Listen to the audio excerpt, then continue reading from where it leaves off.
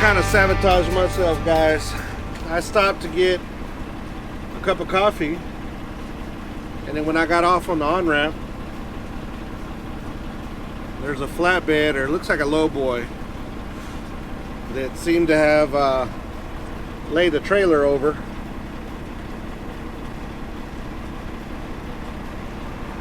And I'm sitting across the freeway right now. I got a long distance lens. That's the word I'm looking for. And I'm checking it out over there. See if they've moved it enough so I can get out of here. But unfortunately, I'm kind of stuck here. I'm here in Louisiana. Exit, what exit is this? 4, I think. So I can't get out of here. I'm stuck. Yeah, it seems like it's gonna be a little bit. Looks like those, what are those guys? Those are either flatbed drivers. What are those called? Are those billets? Or what are those called? There's some type of structure, looks like. And it seems like when he went around that curve, it's a pretty sharp curve there to begin with. And it seems like when he went around that curve, he took it a little too fast and ended up losing his load basically and twisted his truck. And the flatbed came over and everything hit the ground. Oh man. It looks like nobody got hurt though. That's the only positive thing about this situation. But it's not good. The truck might be recoverable, but the frame is twisted a bit. What do you guys think? You think it's totaled? Because it's twisted pretty good. So yeah, it's not looking good for me right now to get out of here. And I'm not even far from home. Like I said, I just stopped to get a cup of coffee. But in reality, is this me? Is this me not being able to get on the freeway actually preventing me from getting involved in something up ahead of me? I mean, everything happens for a reason. And I know a lot of you guys don't believe in that stuff, but God does everything for a reason, and He's preventing me from getting on the freeway here. I'm gonna take it as that. I'm gonna take it as a warning that I just needed to stop here, and this is stopping me from continuing on my way for a little while, and hopefully stopping me from potentially getting into some type of accident or anything, whatever else could have happened. At the end of the day, we're headed home. Gonna take a few days off and taking the truck to get overhead done, get an oil change done. I need to get the valves adjusted again. It's been another year, so every 100,000, I've gone over a little bit, but every 100,000 miles you're supposed to do your overhead. I know for these newer engines, that's the fact. My cousin, he's got a truck that one of his trucks, Jake from Galvez Trucking, shout out to him. He's never done an overhead on his trucks.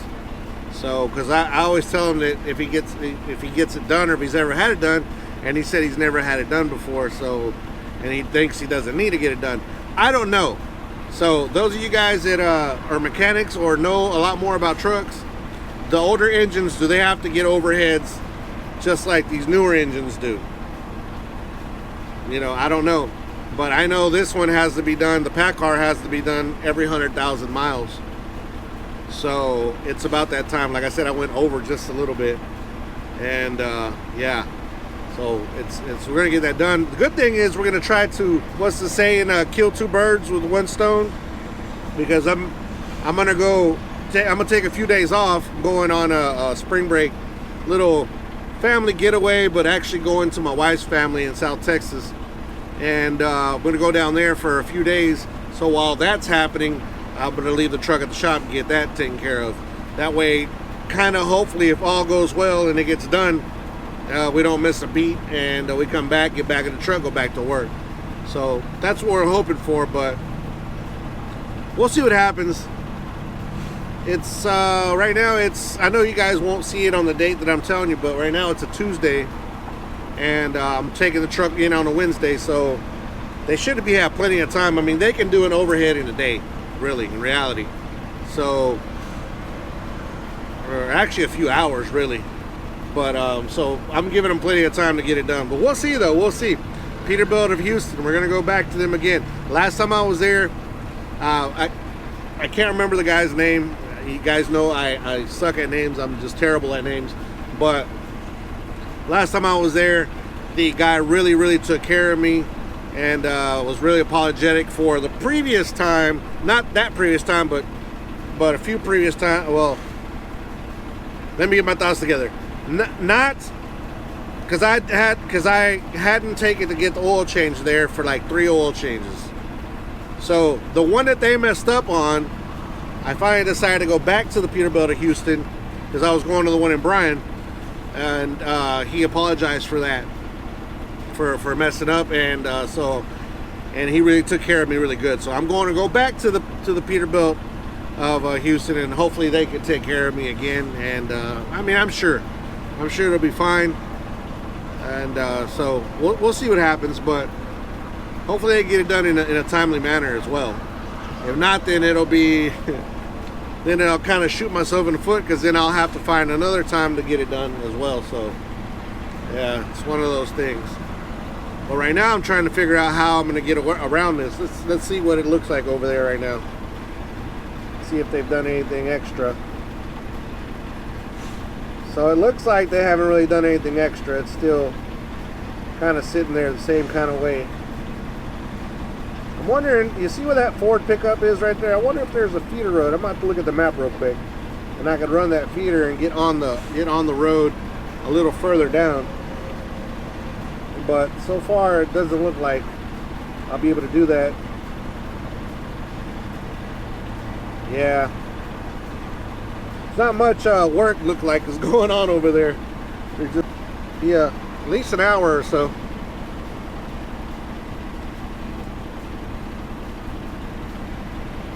Well, I'm gonna go in and go do what I came to do, get a cup of coffee. And hopefully they can get this thing picked up and taken care of before it's time for me to go. I guess I could take my 30-minute break. Really didn't need to right now, but it is what it is. Got something exciting coming up, guys, for a series, a little series that I'm going to do for figuring out how to do a DIY, not DIY or ghetto. Let's just call it Ghetto APU that I'm going to be setting up, as I talked about on the last video, that I'm going to be setting up in this truck. So I'm going to share all that with you guys, tell you guys what I use, what all I paid for everything, and that way I can show you guys everything that's you know, that I purchased. So hopefully you guys, I would wait. Let me do a long-term test, 6 months or whatever, and then get back to you guys about that to make sure that everything's actually working for that long a time. Because if it's worked that long, it's a positive. And now, the biggest reason, guys, that I'm doing this way is because I don't have $10,000 for an APU, and those things are super expensive. Now there are some that are very good. Unfortunately, with my luck, I had one that was not that good, so I had a lot of problems with my Thermo King APU. But like I said, I don't have that $10,000 to go get one put on the truck, and a used one is like $3,500, I think, installed and everything. So it's really not terrible, but I don't got that type of money to just be throwing away at that, because if something breaks on a truck, I need to be able to take care of things that are going on with the truck. Now, the system that I'm going with is going to run about $1,700, which is the generator and the air conditioning unit. So, like I said, we're going to do a test, make sure it all works before I could tell you guys, hey, go ahead and go buy it if you guys are interested in going that route. and to see how it's going to work for you. Now, if you kind of do the math, this generator uses a gallon of gas every 8 hours. It's only got enough. That's the only thing I don't like about that particular generator, is that it's only got capacity for 1 gallon of water. When I say water, 1 gallon of gas. So you're going to be using a gallon of gas for 8 hours of sitting. Now, 10-hour break, you're going to be using, a little over a gallon. So, but how much is that going to cost you? How much is the cost of fuel right now? Let's see. What does it say right here? Oh, I can't really tell. But cost of gas is about $2.30, let's say, for example. So it's going to cost you very little. What, $4 at the most to run that APU for? I mean, not the APU, to run that generator for that 10-hour break, which in turn in the truck is a gallon an hour of diesel, which is 3 something a gallon. It's over $70 just to run a 10-hour period. See how it kind of breaks down there, and it kind of makes sense. But going the route that I'm going, it's a little more work, because you actually physically have to get out of the truck, put your generator on the ground, tie it up with a chain to make sure nobody steals it, and crank it up, and make sure you put it far enough away from the cab where you're not going to be bringing carbon monoxide into the cab, because then that would defeat the purpose, because a dead person is not going to be saving any money. So we gotta make sure we take those precautions as well. But it is going to be a little inconvenient to be doing that and to be able to getting gas. But how much money are you really going to save at the end of the day? So if you worked, I think I was doing the math earlier, but if you work 5 days a week and you spent the night every night for 5 days, let's say 5 nights, and you times that for a year's worth, it's about almost $5,000 worth of diesel that you're spending in your truck. I did the same math with this generator. It's only about $300 that you're going to spend. Did I say a month? I'm messing up right now. My mind's off. If I said a month, it's a year. You'll be spending almost $5,000 a year on diesel. But on the generator, you'll be spending less than $300, less than $400, let's say, put it that way, on gasoline. See the difference there? So it won't take long for you to actually get your money back. It'll take what, a month, a little over a month to get your money back, and you'll be good. If it all works. That's the key question, if it all works, because it all has to work at the end of the day. And if it doesn't work, then you're just stuck with a generator that you can use in case of a power outage. I mean, you can still use it, so it'll still be good. But I'm thinking it will. The only thing that I'm kind of thinking about is, I guess I should have turned the truck off so you guys can hear me better. I really do apologize for that. Here we go, a little better maybe. And we're almost done with the video. But anyways, the only thing that I'm thinking about is that since this is like it's a window, it's an indoor AC unit that has a hose that goes, you can put it on the window, and so you don't have to put a physical AC like hanging out your window. The only thing is that air conditioning systems like that are not really designed to be on a platform that's vibrating and moving, so it kind of messes with the refrigerant a little bit. I did ACs for about a year, and I went to school for all that stuff, so I kind of understand it. So that's the only thing that I'm kind of worried about, is if the air conditioning unit is going to be able to survive all the vibration in the truck, the jumping up and down, especially here in Louisiana.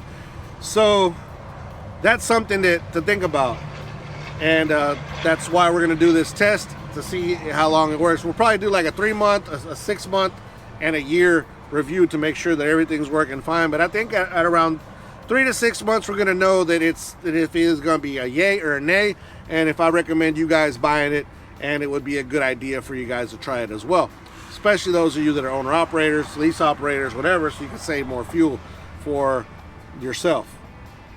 So that's something to think about, and that's something that I got coming, a little series I'm going to do, the unboxing of the unit I'm buying, and how some of the stuff works, the air conditioner that I chose to get, and stuff like that. So we're gonna do something on that, on those particular items, just to be able to put it in the truck. Now, what helps me out a lot too, guys, is that I don't have a passenger seat.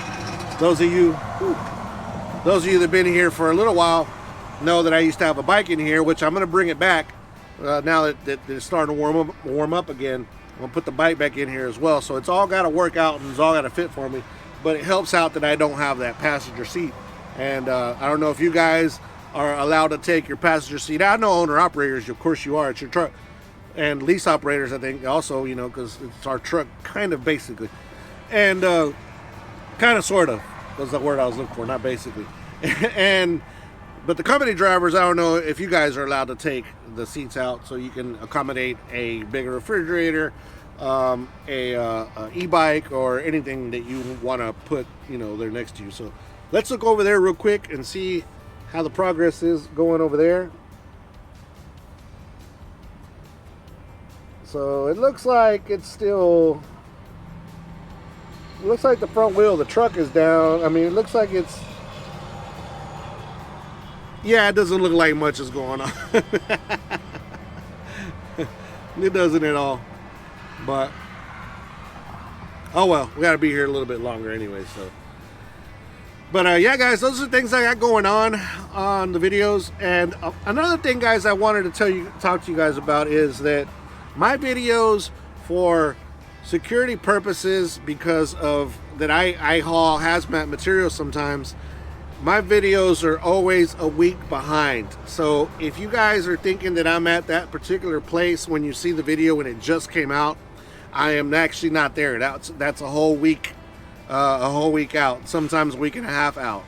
So if you guys think that, I do apologize, but no, it's not. I'm usually not there anymore, because I post my videos for that reason, for safety reasons. I do that way. So that's one of the things that I wanted to kind of clarify with you guys. And also wanted to give a huge thanks to everybody that's reached out on the video that I made of my addiction, of my food addiction. It's been an overwhelming amount of comments. The video didn't, it's weird because YouTube does certain things, and the video didn't really do as good.